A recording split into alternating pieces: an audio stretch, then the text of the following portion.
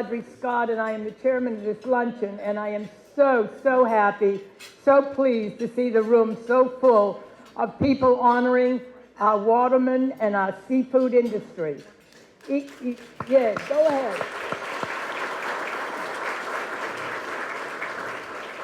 I'm so grateful to each and every one of you for joining us for our celebration of charity.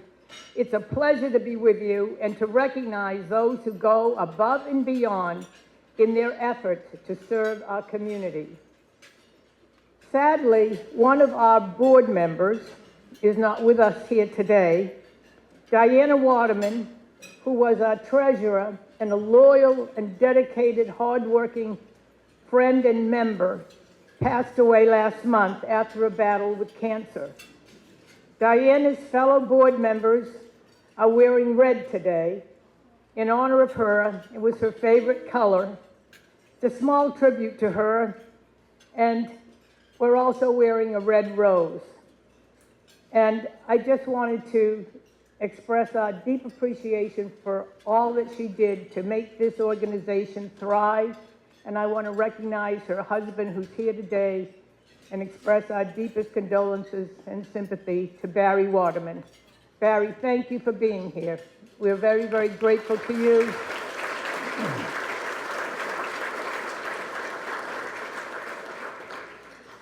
Each year, Chesapeake Charities has an awards luncheon. And each year we pick a theme. And we've done, as you know, last year was agriculture. And we honored Jim Perdue, and Jim is here today to honor this year's philanthropist. And the tradition continues. And each year we sit around and we come up with who should we honor. And Kendall Ehrlich has been the key member of our committee every year who comes up with, let's do the watermen, let's do agriculture, let's do public safety, let's do. And today she's not here because she is very ill, and we are so sorry that she has to miss this because she is such an integral part of this celebration. So we wish her Godspeed and good health. And she sent her husband Bob Ehrlich here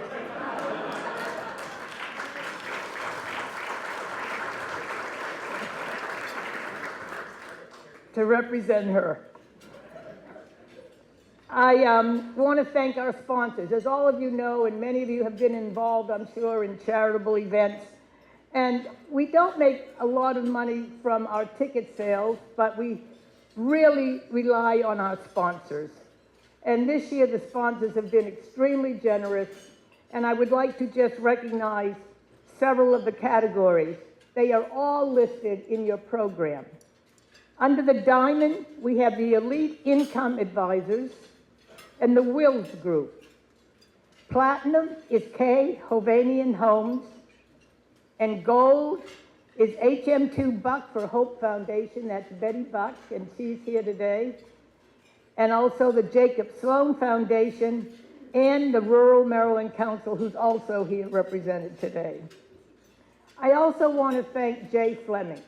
Jay Fleming is an extremely talented and extremely generous member of our community who takes photographs, in particular, of watermen.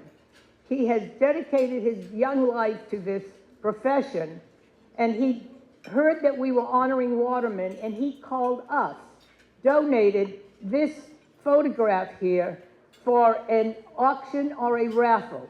And we did a raffle of this photograph and raised close to $3,000 on the raffle. And I know some of you, and maybe hopefully all of you, bought some more raffle tickets today in the reception area. Someone is going to win that today. But Jay, I just want to again say thank you so much for your generosity.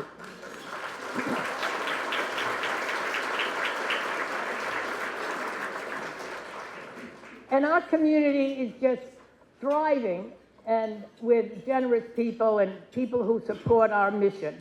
And that is Patty Nell.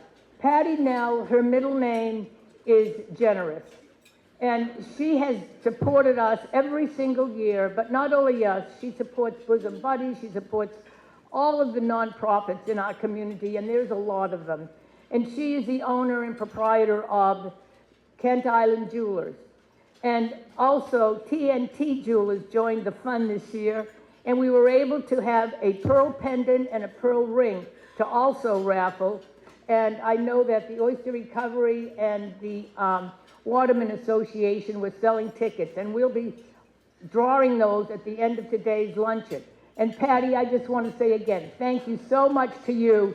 You're just a wonderful friend and a wonderful supporter, and we are so grateful to have you in our community.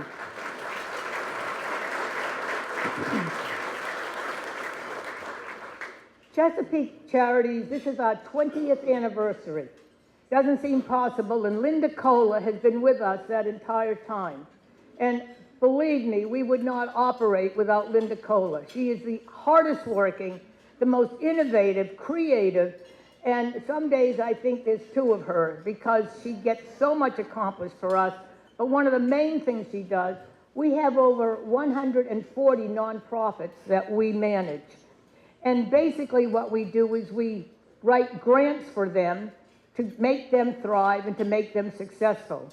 We only have one fundraiser a year. It's this luncheon, and that's so that we don't compete with our funds because they're having fundraisers. You've heard of Jacob Sloan and all the other nonprofits. They're having fundraisers, and we don't want to compete with them, so we just have this one luncheon each year. And we're able to keep our overhead at just under 4%. And I would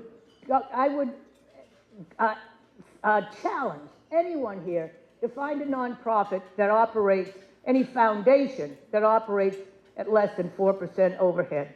And that's because of Linda's innovative, hardworking, and also volunteers and her staff. And we thank you, Linda, for all you do for our community, but for Chesapeake Charities in particular. Thank you, Linda.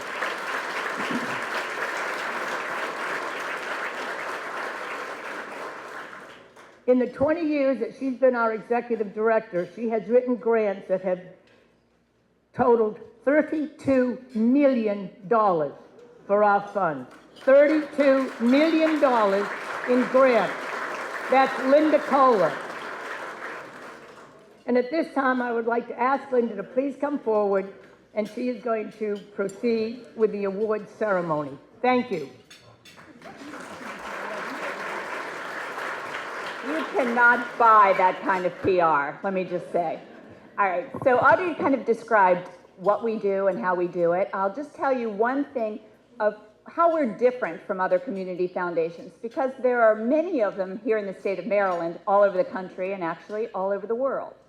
But most of them cater to folks who have earned a fair amount of money over the years. They have some reserve.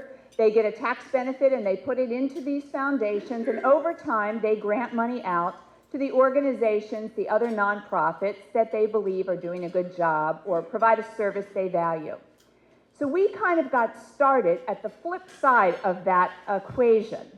Wayne Humphreys, who is here with us today, was the spark for this organization, and what he saw with his involvement with the county was that there were so many good ideas, but there wasn't funding for them, and so many people who wanted to do good, but maybe they weren't millionaires, right? They couldn't set up their own private family foundation. They didn't know how to deal with the IRS. But if Community Foundation could do that, and if we just helped those people, we could solve a tremendous amount of the problems in our community that government could never be expected to handle. So Wayne, I cannot tell you how grateful I am that you are here today after all these years to be with us. A round of applause for Wayne. Okay, so instead of just talking to you, I'm going to explain to you visually what we do. And so let's start over here. So I'm going to pick on Bobby Woolley. Bobby Woolley owns a business called the Edge Training Academy. He's right here. He came to me, my gosh, 15 years ago or so, just starting his business, right? And we were running the Partnering for Youth after-school program at the time. And he wanted to bring his incredible training services to that. So he worked with us, cut the prices. We took students from the middle schools to Bobby's facility where they got to work with professional trainers and had a ball. And more kids signed up for the after-school program because they had an event that good. Fast forward to today. Bobby has the Giving the Edge Foundation. His programs and the leadership program at Kent Island High School was just recognized by the Ravens Foundation, and 45 Kent Island High School students and 5 of us chaperones were at the game, and we were honored in their honor row, just against the Commanders, and unfortunately the Commanders lost that game. Next, I want to bring you Mary Sloan. So some people come to us with a joyful idea, and some people come to us after a tragedy. Mary lost her son, Jacob Sloan, and instead of curling up in a ball like many of us might, Mary and her family decided that Jacob's legacy was far too powerful to let it end with that activity. So she created a fund, and over the years, Mary and her husband and her children have raised. We've given out just under $500,000, 180 grants. So she helps those who need the help the most. A new center, a warming station, as it were, was just dedicated in Queenstown so that folks who are homeless, who might be in a shelter at night, but they get kicked out at 8 in the morning, have a place to go. They have resources, they'll get connected, and that is all thanks to the Sloan family, in Jacob Sloan's honor. All right, so one more. A couple years ago, one of our focuses was the opioid crisis, and so we honored people who were doing incredible work in that field because it was a tremendous issue in our country. And so we don't just honor people one year and then drop the idea, because we really do the research and we know what matters. So over time, we've been able to bring on board funds that dealt with this issue. We have several homes that take in people who are new to recovery, right? And so they have funds with us so we can get them grant funding. We've got one in Cecil County. We've got one in Kent County. And then we have a group called MAPA, the Maryland Association of Prevention Professionals and Advocates. And one of their members, Vernon Spriggs, had that fund, and now he's a board member of ours. So Vernon's been doing that and accrediting people who work in the prevention field. And now we have something I'm so proud of. It's called Grace Street. And as you came up here, you might have seen this beautiful white Pacifica that has those the Grace Street logo, and on the back it says, powered by Chesapeake Charities. Because the Talbot County Council gave us, Grace Street, through Chesapeake Charities, $50,000 to buy a transport vehicle so that people new to recovery or people who needed to get to rehab could be taken there by peers who know how to help them. So yay for Grace Street, and they're all here. All right. So we also have funds that do a million different things. In that back corner back there is the Carol Cassio Fund for Mind, Movement, Dance Connections. Carol was a local who was a dance teacher, and she was an artist. She was a million different things, and million is a good word because that's kind of what she left. And Ann Goodman is an attorney who was a dear friend of hers. Peter Pucci is a choreographer, has choreographed in New York City, traveled all over the world, is a world-class dancer himself. So he's been bringing dance programs to Queen Anne's County free of charge, sending those kids also to other places to see them, and this is all paid for through that fund, the Carol Cassio Fund. So that's kind of an idea of what we do. It's really not us. You know, we're the floor, if you're a builder, and then everything grows up on top. And you know if your floor isn't sound, you can't go very high up, right, and nothing will last. So we are a phenomenal floor, and I want to just take this moment to thank the people who have made that happen. It is our board of directors who have stepped forward, and many of them are here in this room. It is the staff, and I'm going to call them out. So in 2014, we got a large grant to create a grant office, and I was able to hire Marianne Gleason and Meg Gallagher, and they're both here volunteering today. Yay! Consummate professionals. And then we brought Paige Tillman on board, and she helped us raise money. And now we have Renee Dejewski, and we have Wendy Mullins, and it's the three of us, Renee, Wendy, and I.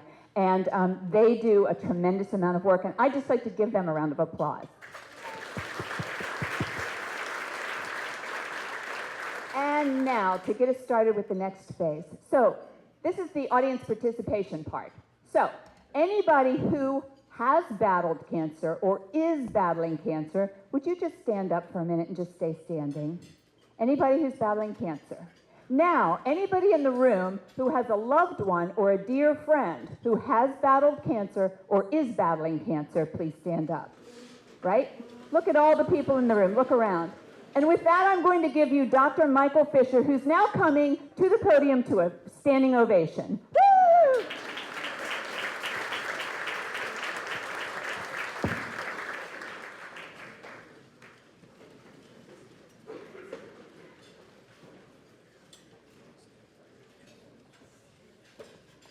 Good afternoon,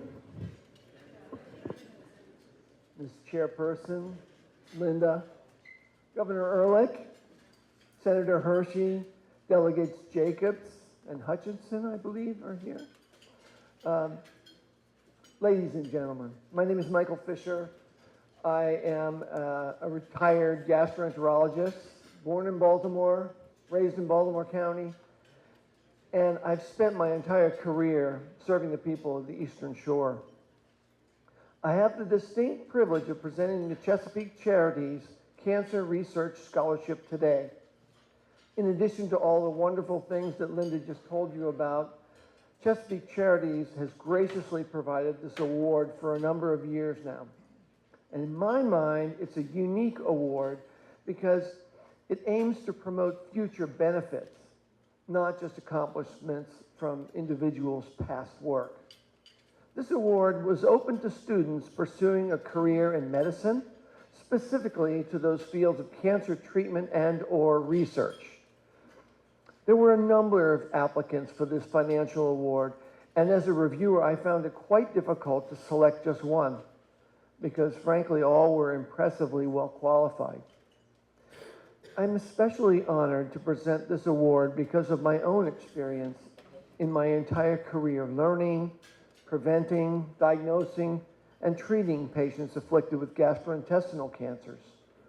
In addition, even though doctors might sometimes come across as invincible to the afflictions of mere mortals, let me tell you how humbling it is to become the patient. And that has been my story for the past 7 years, having acquired 2 stage 4 cancers, and fully appreciating that the second one is likely to kill me. It's hard having enough medical knowledge to accept the realities of things while maintaining the appreciation and joy for the here and now and keeping a sense of hope. When I mean hope, I mean it is for the things that have not yet hit the market for treatment and in fact are just either conceived by the researchers at the bench or are in trials. So much has happened in the field of oncology in the past decade, and I am the beneficiary of that research. I certainly hope also that even though the efficacy of science is now being judged by non-scientists in America, that funding for medical research will continue. Most of the Nobel Science and Medicine laureates are American. This leads to new drugs, understanding, treatments, and many jobs that will save American citizens' lives and in turn the rest of the world. Our awardee today, Dr. Alexandra V. Elk, has been such a person who is gradually peeling back the onion of cancer. She already has a PhD in innate immunology, studying genetic mutations in inflammatory conditions and its role in cancer biogenesis.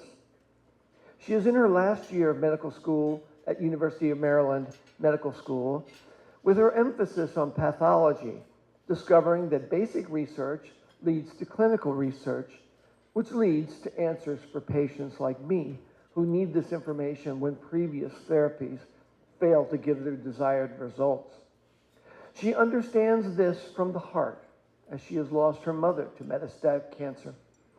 And I believe that she will be driven to provide some of the answers for her altruistic future goals. She is indeed a superstar. Although I didn't know it, as the applications were being reviewed, she is from my hometown of Cockeysville in Baltimore County, attending the same Delaney High School and subsequently the same medical school, which makes me proud. I present to you Dr. Alexandra V. Elk as the 2024 winner of the Chesapeake Charities Cancer Research Scholarship and also this four-leaf clover, a mutation I found this morning.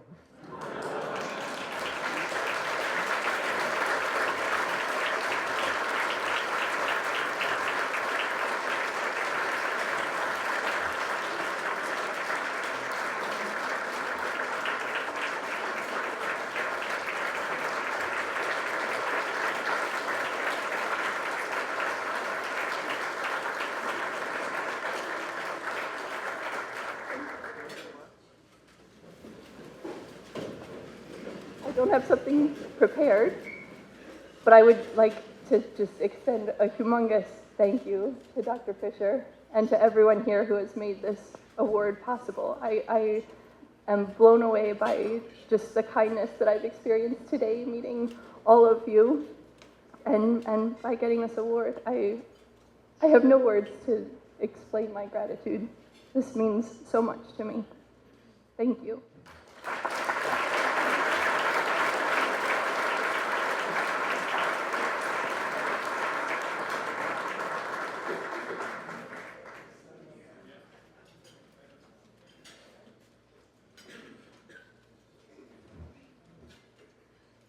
Good afternoon, everyone. I think I know almost everyone in the room, but I'm Jeannie Hadaway-Riccio, and it has been a true honor to be a part of the event committee that has put today's event together, and it's also an honor to be here today to do an introduction and a presentation for Jack Brooks. So in 2003, I was appointed to the House of Delegates. Thank you again for that, Governor Ehrlich.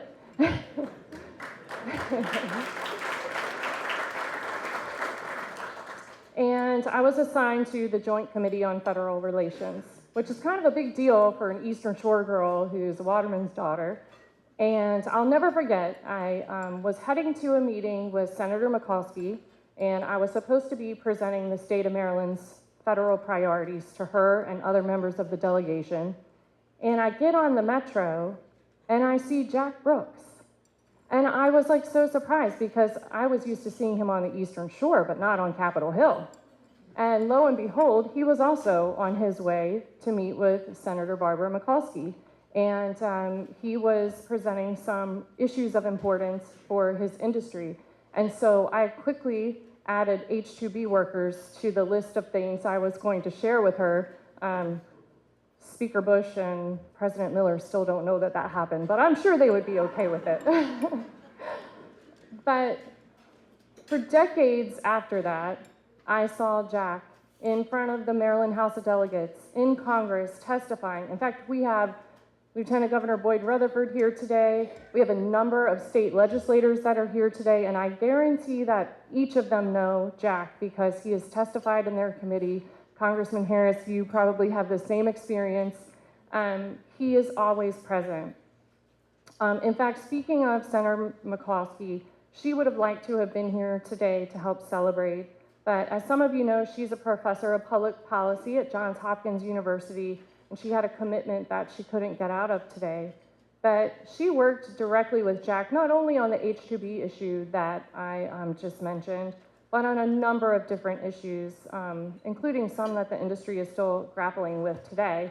And she asked us to share a statement for you. So here it goes.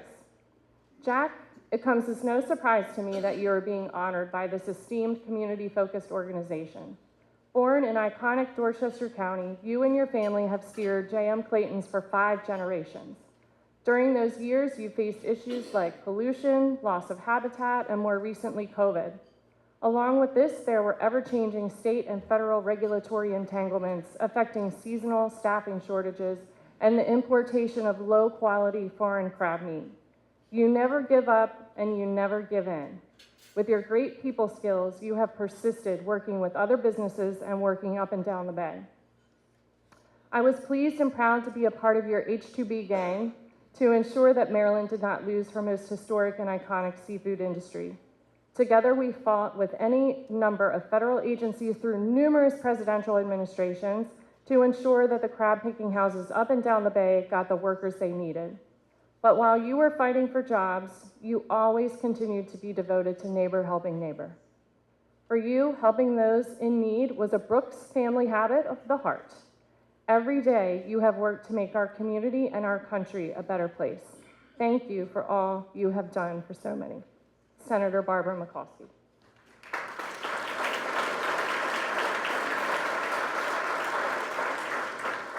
And of course, I share the Senator's deep respect for Jack, his family, and all of the dedicated employees who have been with J.M. Clayton for years. He has selflessly worked on behalf of others in the industry, whether or not they were his competitors, to ensure that the industry remains strong for everyone. This includes our watermen who depend upon the Chesapeake Bay and businesses such as J.M. Clayton for their livelihood. Maintaining a business for 5 generations is an accomplishment worthy of celebration in and of itself, but Jack and the entire Brooks family have gone above and beyond and have advocated for one of Maryland's most treasured industries. So today it is my pleasure to invite Jack Brooks up and to present him the Advocate of the Year Award for his dedication to preserving Maryland's seafood industry and for the difference that he has made for generations to come.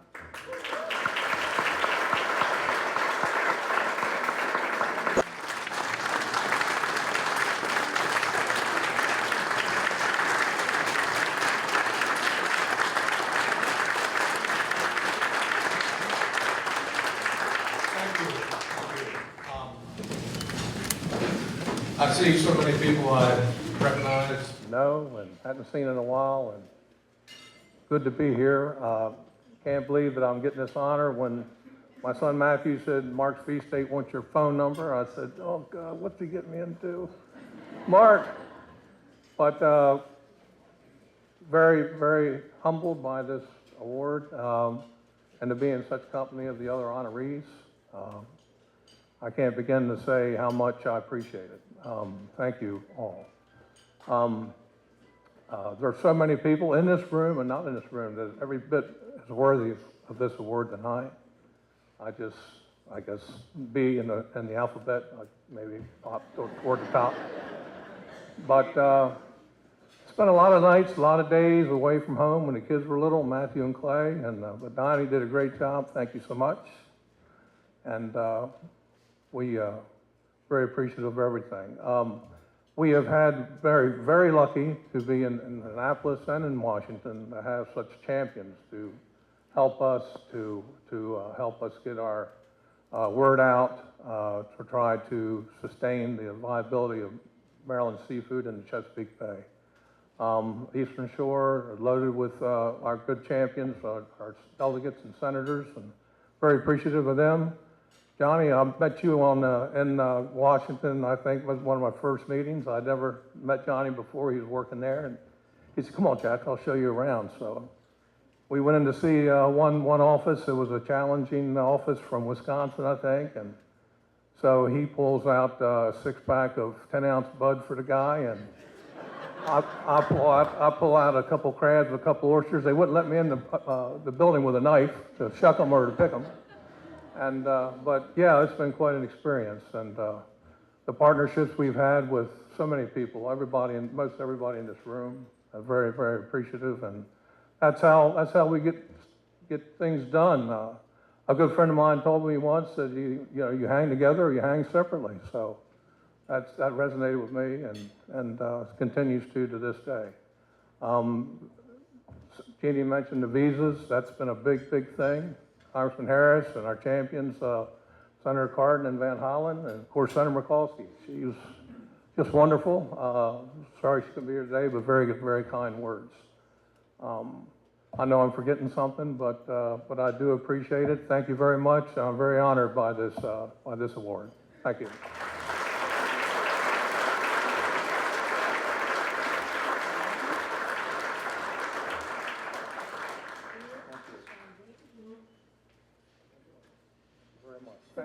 We have citations. Actually, Senator Cardin and Congressman Harris and several others have given citations today. And if you ate the crab, you had J.M. Clayton's Epicure crab, and it's the best.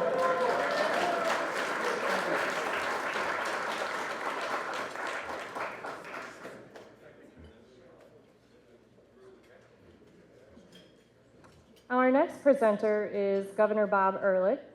I met Governor Ehrlich when he was in Congress. I was actually at an event in the Tidewater Inn in Easton, and I had a number of people say to me, you have to meet this congressman because he's going to run for governor.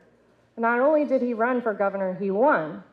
And he became the first Republican to serve as our governor since Spiro Agnew. Really big deal.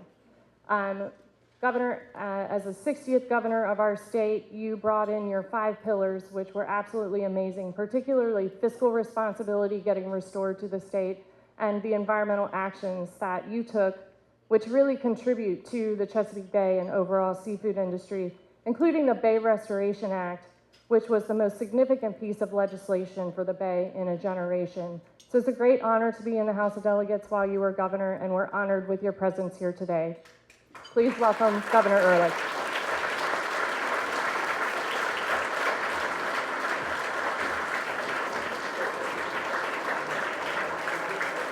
Thank you.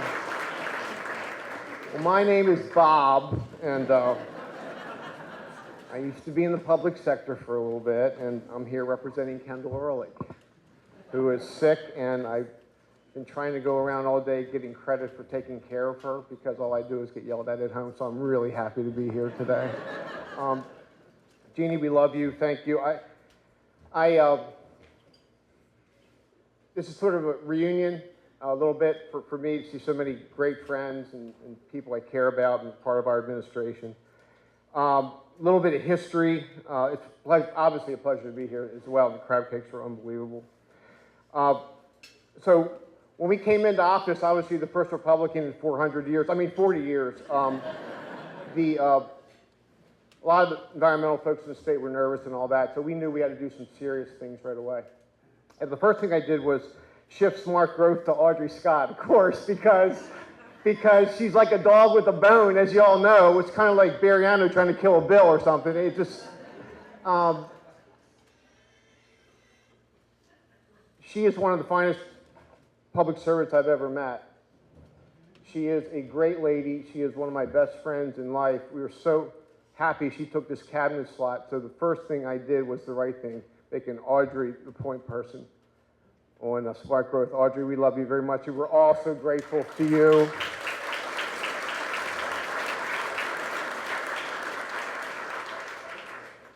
A Republican mayor of Bowie. Come on, give me a break. Come on, you guys. This is serious. Second thing we did was launch an environmental impact on the Asian oyster. And of course, I was like a C student in biology in high school, so I had a lot to learn. And I read up and got real excited about it. And we did the science, and Wayne Gilchrist was yelling at us, and we did what we needed to do as far as the environmental impact and all that. And then we passed the Bay Restoration Fund, as you know, which was just terrific and took a lot of people. Bipartisan, when we came in, was not easy because people were so upset that we had won. And doing something this significant for the environment and the Bay was a big deal. So that was all good stuff. And then we had the MOU with Delmarva Poultry. Thank you, Jim Perdue. Thank you very much. Thank you for your leadership there. And one thing we wanted to do was stop the demonization of the watermen and the farmers, and we're all in this together, and enough. Stop the demonization. We're all on the same team, Team Maryland, Team Chesapeake Bay, which is the #1 environmental issue in the world, quite frankly for us, but also #1 jobs producer in the world. That part of the equation sometimes got lost at the time. So in any event, we looked at the Asian oyster, and at some point it came back, and the answer was no. And so what do? We said, well, let's go domestic. We have very few choices here. So we did a couple things. We built the hatchery at Horn Point, state-of-the-art hatchery at Horn Point, as you all know, at the time. And we identified the Oyster Recovery Partnership as our go-to preferred partner when it came to oyster restoration, which was another really great decision. Fast forward to 2014, and Chesapeake Bay Foundation does a lot of things. And you know, we're kind of used to, and Andy sees this all the time now, we're used to groups putting out mandates and goals, and everybody's supposed to pretend they're serious, and often they're not, these future goals that groups set. And that, unfortunately, has been the case also with what the Executive Council did over 10 years ago. But one goal was met. and that was the oyster goal. And that was a big deal and continues obviously to be a big deal. So oysters obviously became the exception, and many billions of oysters later, we're here today. The Oyster Recovery Partnership made that possible. State-of-the-art stuff, as you know, is now the largest and most successful oyster recovery partnership organization in the country. And that's quite frankly why we're here today. So I love doing this. All of you know Paul Shirk, and he was a refugee from the Schaefer administration, and so we had to give him a job. It was like hire a Democrat, you know. And Paul hates to be pointed out, and people used to wonder what his job was. And actually, I was governor, and I wondered what his job was because he seemed to have roving portfolio over things that he cared about. And that's the God's honest truth. Where is he? Where are you? I finally get to call you out in front of everybody. This is great. He hates this. He hates attention given to him. And one thing Paul cared about big time was Chesapeake Bay and Watermen and oysters, when it wasn't so cool to care about it. So between Ron Franks and Jim Perdue and Audrey Scott and Paul Shirk, it became a major success story for our administration. And that just is such a point of pride for me. It's why I'm here today. And Paulie, thank you so much for everything. And I mean it. And that deserves a round of applause as well.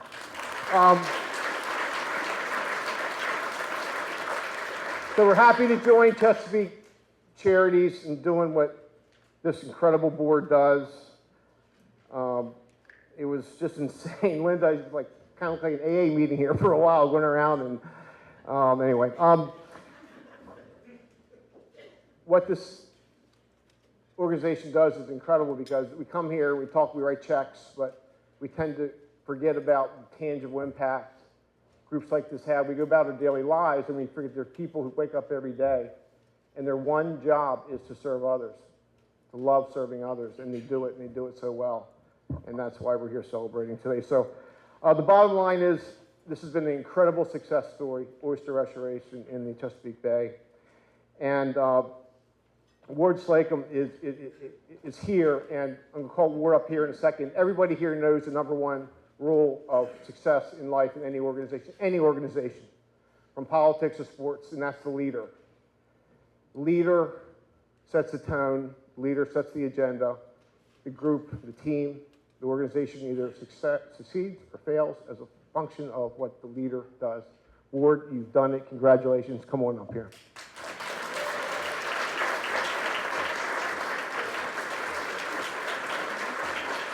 Come on. We'll do it in a minute.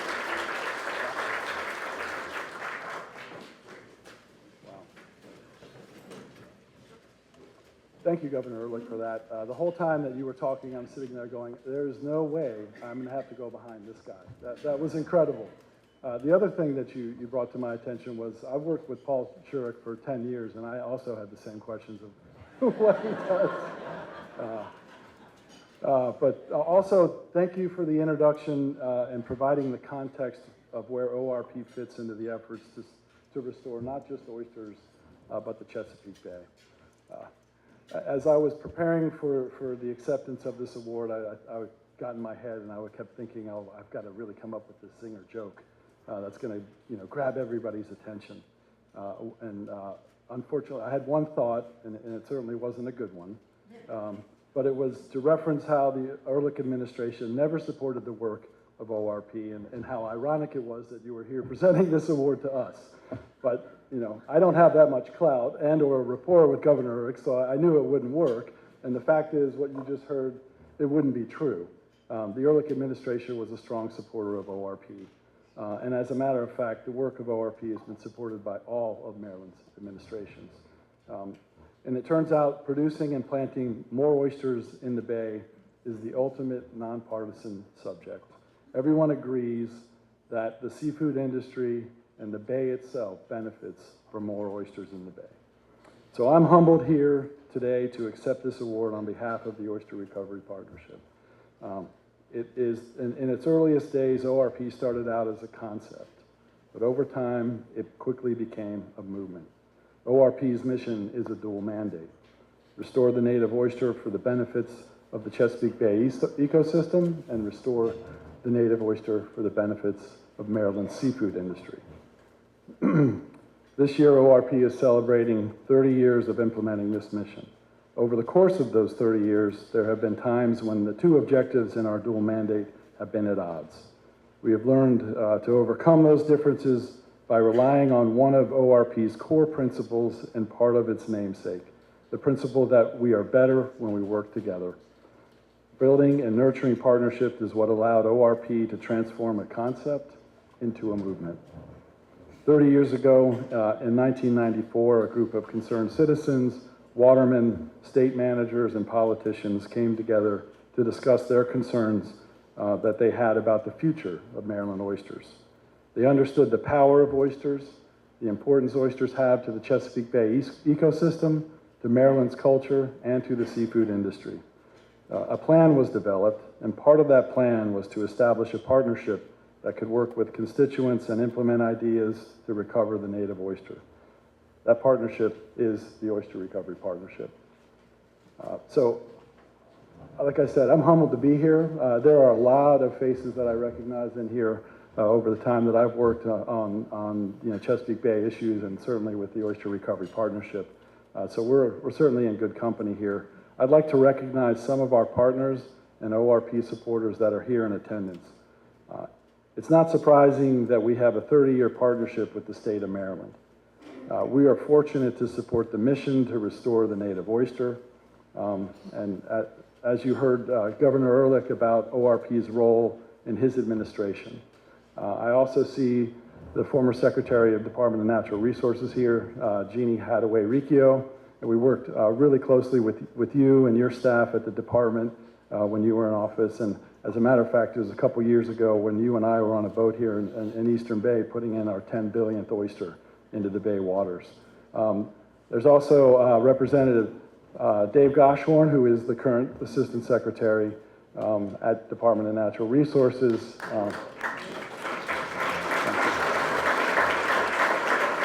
And then another one of our strong partners in the Department of Ag is Matt Scales over here with the Seafood Marketing Department and Department of Ag. We really value your partnership and we appreciate your support over these 30 years. In addition to that, we have it's not surprising, but we have a 30-year relationship with the University of Maryland Center for Environmental Science Horn Point Lab. And this partnership has advanced oyster restoration techniques to the point where we can now produce billions of oysters and put them in the bay on an annual basis. We work so closely with the hatchery at Horn Point. An award like this, we view this as a shared award. I'd like to point out Dr. Mike Saraki, who's here. He's the current laboratory director at Horn Point, and then Stephanie Alexander, also here. She is the director of the Horn Point Oyster Hatchery. They're here with some of the staff at the Oyster Hatchery, and they're the ones who put in the blood, sweat, and tears to produce those oysters and help us plant them in the bay every single year.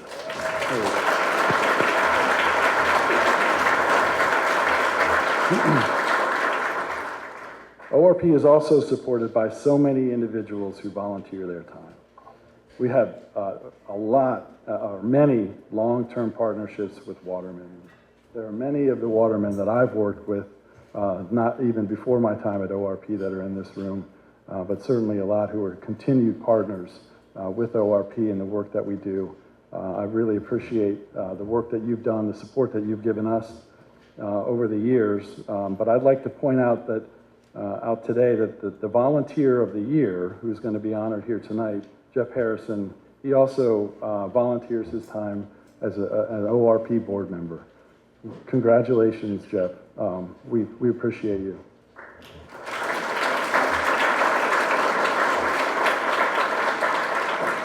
ORP is also fortunate to have so many seafood industry partners that provide their time.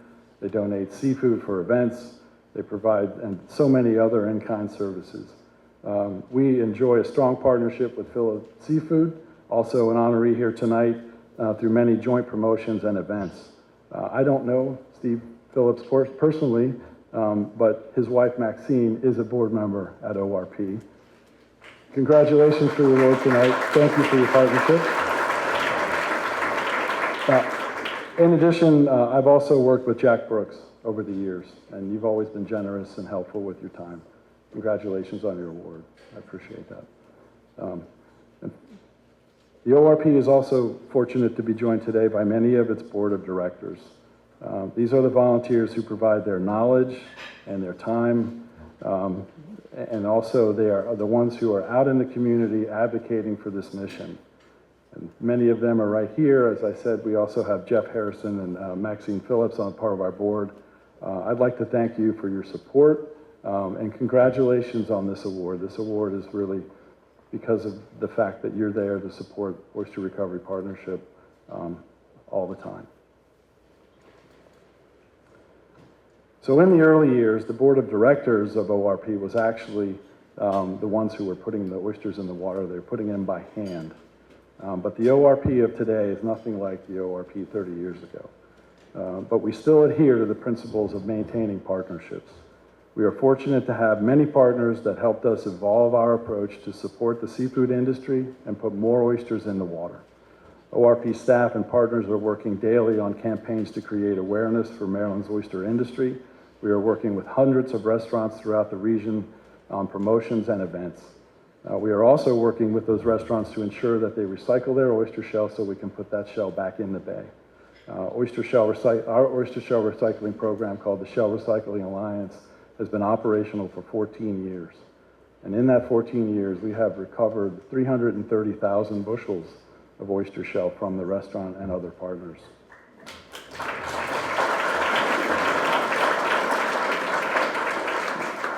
Last year, we hit a major milestone when we added more than 1 billion oysters into Maryland waters in just 1 year alone. This was a combination of oysters planted in sanctuaries and oysters planted on public fishing grounds. Over the past 30 years, ORP and its partners have planted 13 billion oysters on 3,000 acres. And as Governor Ehrlich pointed out, oyster restoration is one of the many goals in the Chesapeake Bay Watershed Agreement. Even though many of those goals will not be met, I'm proud to tell you that the oyster goal under the Chesapeake Bay Agreement to restore oysters in 5 large tributaries will be met in 2025.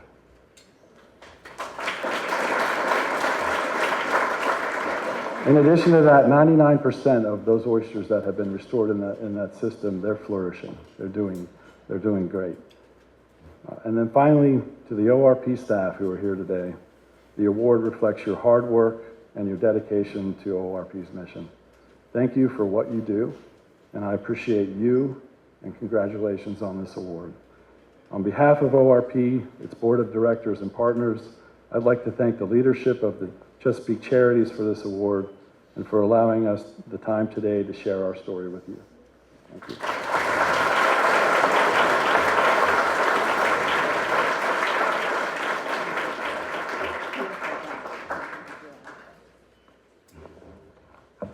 All right, ladies and gentlemen, our next presenter, Jim Perdue, has been the chairman and advertising spokesperson of Perdue Farms since 1991.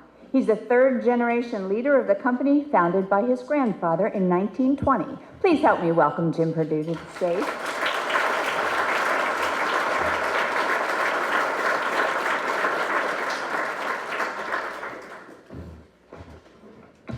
Well, you know, it was an honor to be here last year, and it's an even greater honor to present the award for this year's honoree for Philanthropist of the Year. Steve Phillips and I have walked similar paths. Both of us were raised in relative obscurity by hardworking parents who had inherited small family business and then transformed it into an internationally acclaimed company. We also share another gift, and that I know is very special to me and to Steve, and that we both have children of our own who are taking over, thank goodness, or have already taken the reins of a multinational corporation, which they, like us, and our parents before us, will make their own. The Phillips family has been a part of the seafood industry since 1914. We were 1920, I thought we were old. when Steve's grandfather established A.E. Phillips and Sons Seafood Processing Plant in Maryland's Hoopers Island. Steve grew up working the waters of the Chesapeake Bay with his grandfathers and developed a love for the watermen who work every day to catch crabs, oysters, and fish that are served at restaurants throughout Maryland and really the United States. After graduating from college, Steve joined his parents in Ocean City to assist with the family's flagship restaurant, Phillips Seafood. Ocean City was a seasonal town back then, so Phillips hired a team of mostly college-age students who would make the beach their home from Memorial Day through mid-August.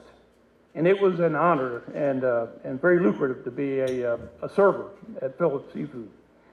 During those summer months, Steve worked 7 days a week, doing everything necessary to meet the demands of a hungry throng of beachgoers who would line up around the block for the opportunity to dine at the favorite restaurant while enjoying a week-long vacation.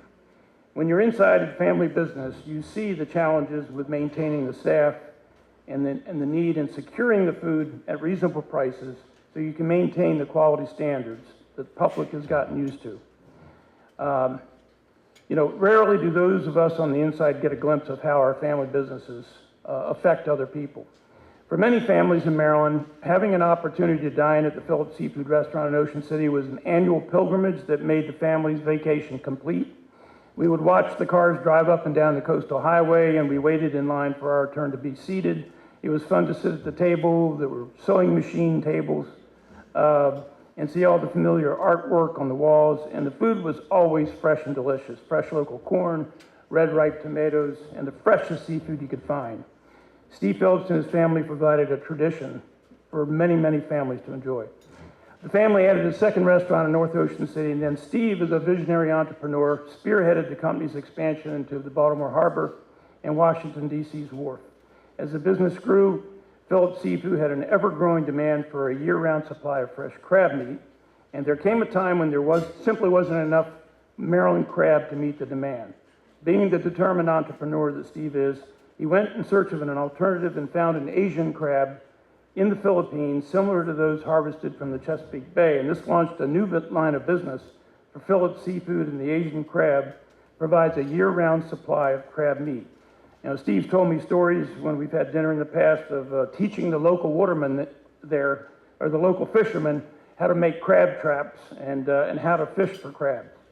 As the CEO of Phillips Seafood, Steve has donated $70,000 to the Maryland Watermen's Association to protect the heritage and future of commercial watermen in Maryland.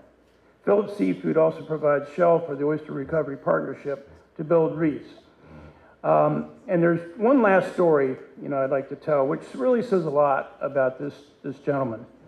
When Steve was working with the fishermen in the Philippines on an island called Bantayan, I'm sure that's terrible, Steve, but he noticed that several of the children of the fishermen were covering their faces with their hands.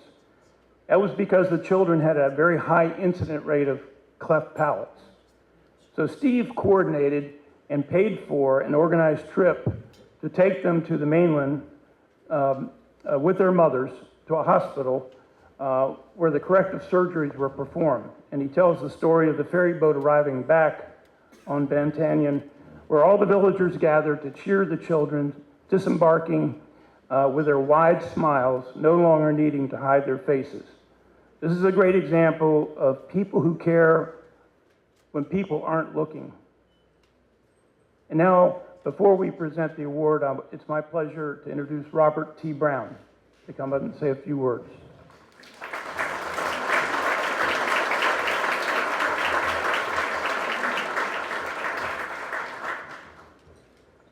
Thank you, Jim.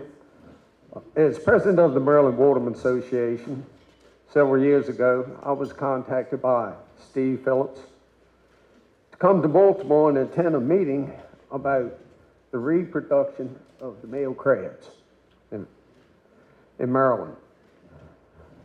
We talked about like having a hatchery, a nursery, and discussed many other things, trying to help our crabbing industry. As we investigated this on the reproduction of crabs, we began talking about the seafood industry in a whole and its future and how difficult it had become. for all the commercial watermen in Maryland, with all the regulations, legislations that were coming into effect. We were having daily limits on how many bushels we could catch. We were having time limits on how much time that per day that we could work in, and how many days a week, and had to take a day off. And that was a hard, difficult time for us to get over.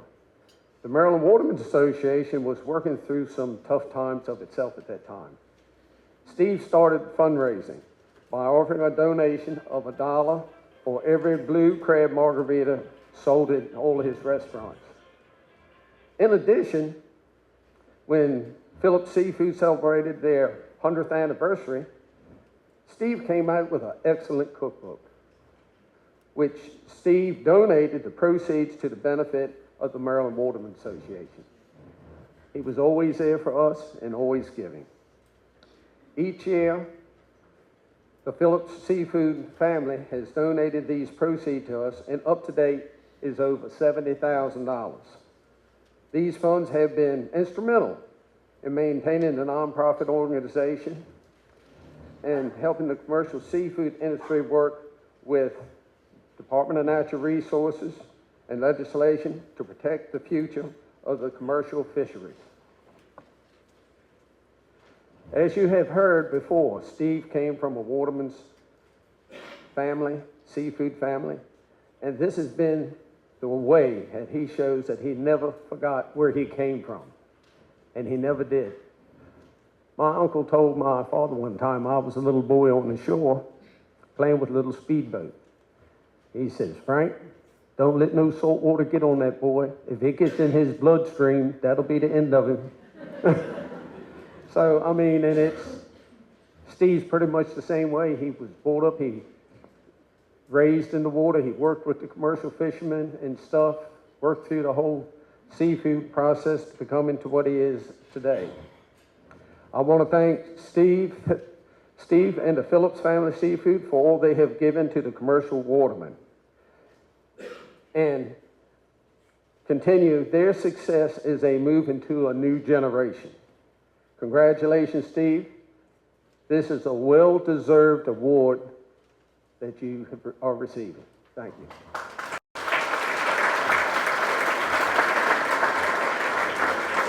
Steve.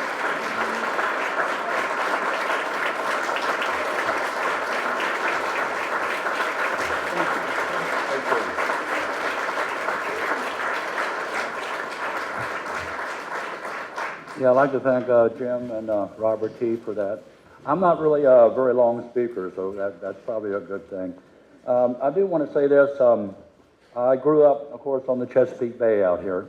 You go not too many miles south, you come to a little island called Hooper's Island. That's where I was born and raised, and you know, that's where I'm from, Eastern Shore on Hooper's Island. Still have a soft spot in my heart for Hooper's Island, even though half of it's washed away. I got a soft spot for it. Anyway, I've always respected and admired the Chesapeake Bay Watermen. My grandfather was one of them. As a young boy, I lived on Hooper's Island until I was 14. As a young boy, I used to go crabbing with him during the summer, oystering with him during the wintertime, and I loved it. You know, he got up at 3:30 in the morning. You know, he bundled me all up. I was only about 3 or 4 years old. Took me out on the boat. You know, he was a hand tonger. Put him on the calling board, and I would sit there and break the clumps apart. Anyway, I also sometimes people on the Chesapeake Bay get angry at me because I do Asian crab meat, but I will tell you this: there's nothing better in the world than fresh Maryland crab meat. If you got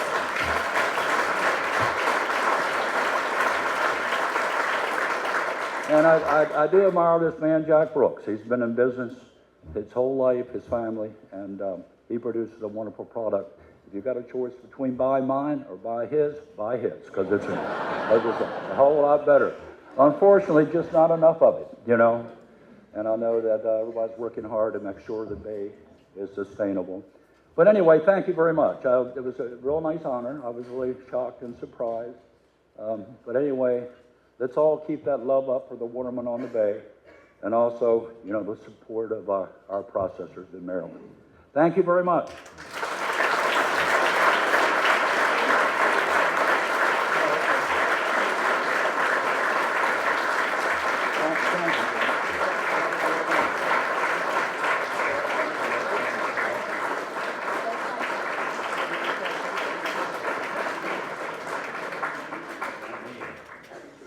All right. Returning local, Steve Hershey and Jay Jacobs are wonderful public servants representing the 36th District of Maryland. As members of the Eastern Shore delegation, and we have Steve Aarons here as well, and Jeff Grist, I believe, they work tirelessly together and they get things done. So now I'd like to bring Steve and Jay Jacobs up to speak.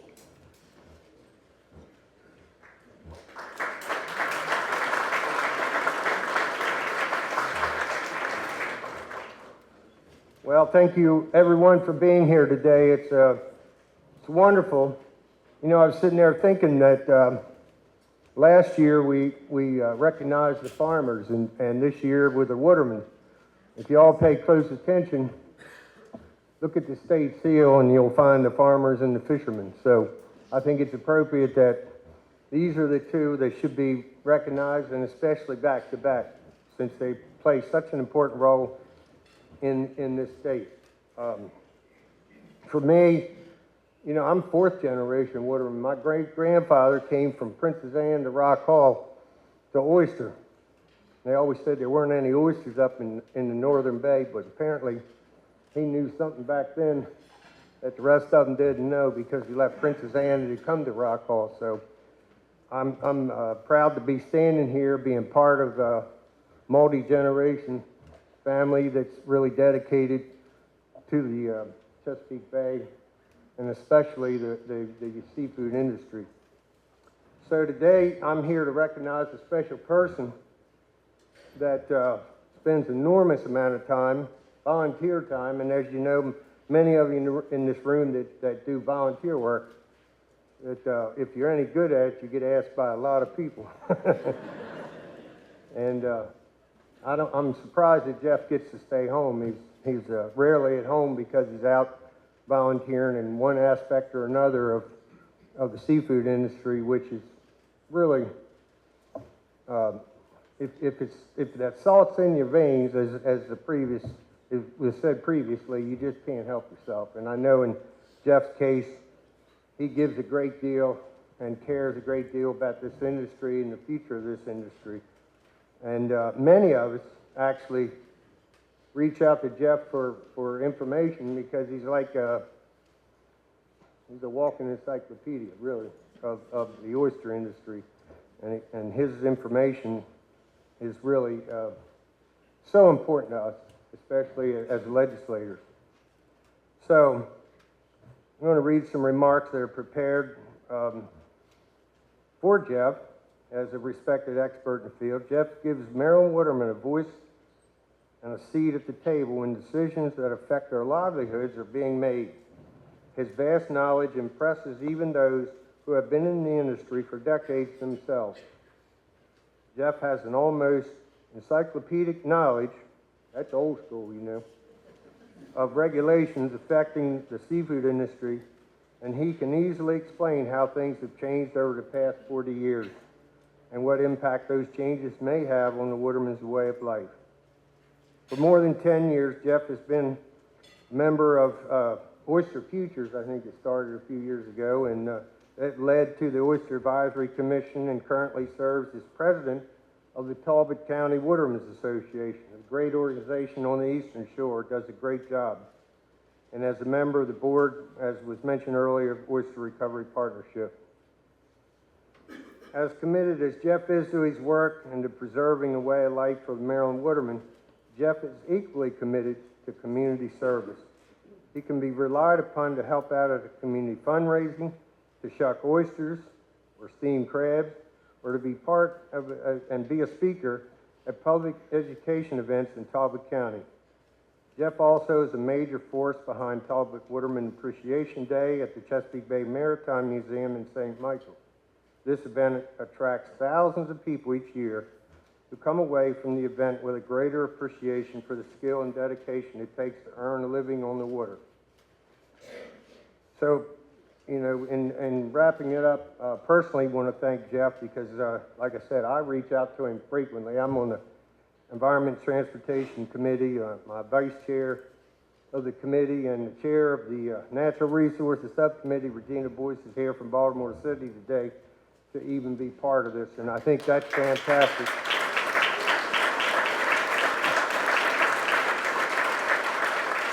That she came over from Baltimore City and cares that much about the industry as well.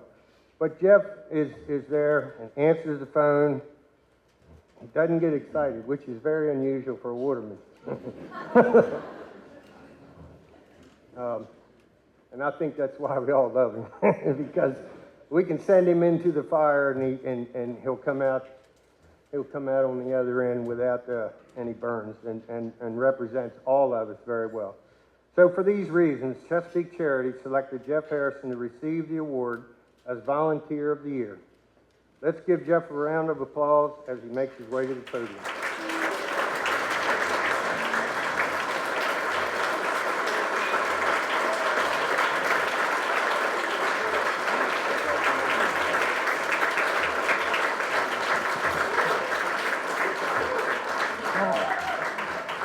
Thank you. First, I'd like to thank Chesapeake Charities for nominating me and having me as the Volunteer of the Year. Plus the other recipients. We do need everybody in this industry. To you guys, thank you and congratulations. One of the benefits of volunteering, of course, as some of you know, is all the great people that you meet. And I see a lot of them here in the room today. But I want to recognize some people that I brought from down my way, down Tillman's Island, and just recognize them for a minute. And it's Paul and Mary Kellogg, who are the founders of the Tillman Watermen's Museum. They came and started the museum in 2008, and I'm also on their board, and they really do a great job of keeping the heritage of the Watermen alive. Tillman used to be a waterman's village.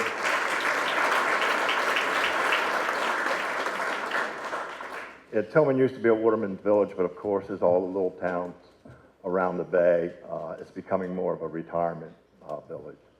To Chuck and his wife Laura, Chuck Powers and his wife, he's the president of the museum now, and Bonnie Marshall, who's my cousin, who is the secretary there, and who also is the historian. She knows everything. She doesn't mind digging into the books and getting all the facts.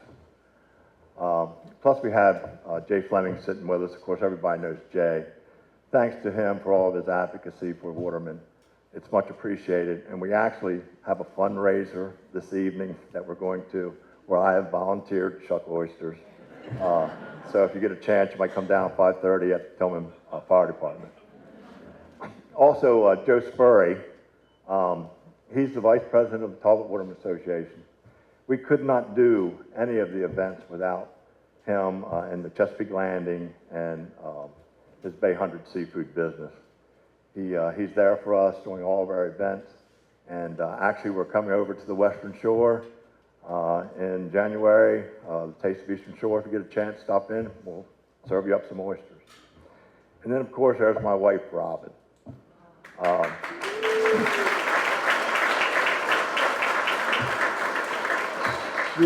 She really should be up here with me. She's my rock. She's the one that keeps me going. She's my secretary. She makes sure I don't miss anything. I actually met her about a little over 40 years ago. She was a Western Shore girl, of course. And we were having a fishing tournament at the Tillman Island Inn. And her and her girlfriend, dressed in their bikinis, came in 10 minutes after the deadline for check-in with a big fish. And of course, the old men who were the judges said, sure, they could check it in. And wouldn't you know, the fish was 4 ounces bigger than mine. But the truth of it is, I was the winner that day. Yeah.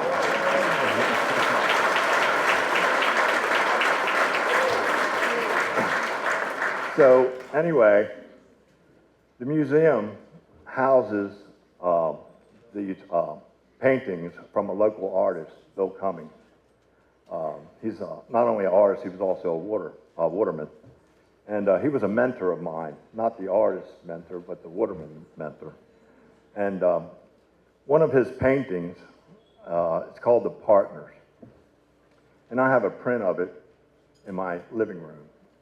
And it depicts two young boys soft crabbing around the shores, probably there in Harris Creek. And I always thought it was me and my brother. But he told me, no, it was him and his friend. And he always painted from memory. So anyway, when I look at the painting, it takes me back to that time when I was young, when the bay was so much better. It was pristine. Now, it wasn't like John Smith came over and you could dip up a fish, but it was good. And so anyway, me and my brother, we used to just stay local there. We were right there in the Dogwood, then it was Dogwood Cove, it wasn't Dogwood Harbor. And we soft crabbed, but we ended up looking at the Montgomery Ward's catalog and we ordered a boat out of the catalog. A brand new type of boat, fiberglass, oh boy. So when it came, we got in the boat and now we could go up the creek farther, boy, but this was gonna be good. So that morning as we left in the boat, it was that smell, that fresh salt water, I don't know, the little hint of marsh. Well, you smell it, you know, in the spring. And my brother said, you can almost smell the crabs shedding. And I thought, is that right? I mean, I don't know. Can you? But anyway, it must have been true because we did really well that day, you know. Caught a lot of salt crabs. Back then, $3 a dozen. Now they're $5 a piece.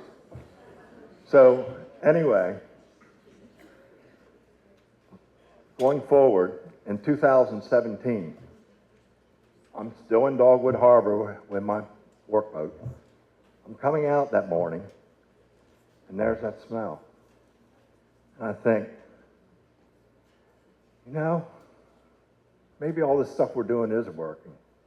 The water was clear. There was more grass than I had seen in years. I mean, you know, maybe all the things that we've put forward are going to work. This is it, you know, this is it. And I wish I could end the story there, but the fact is, the next year it rained, and it rained, and it rained in 2018.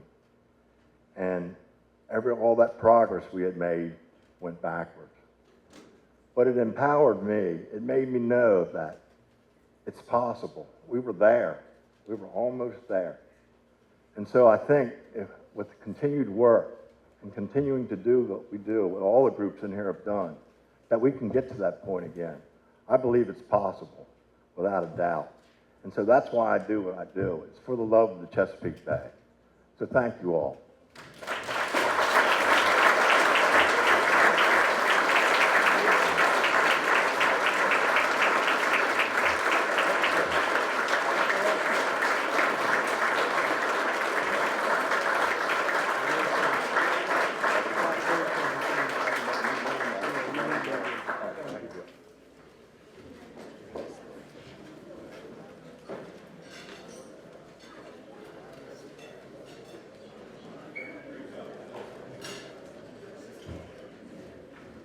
You know, when we plan this, we know it's the middle of the day and people are working, and we say we're going to have everybody out by 1 o'clock. Ha, ha, ha.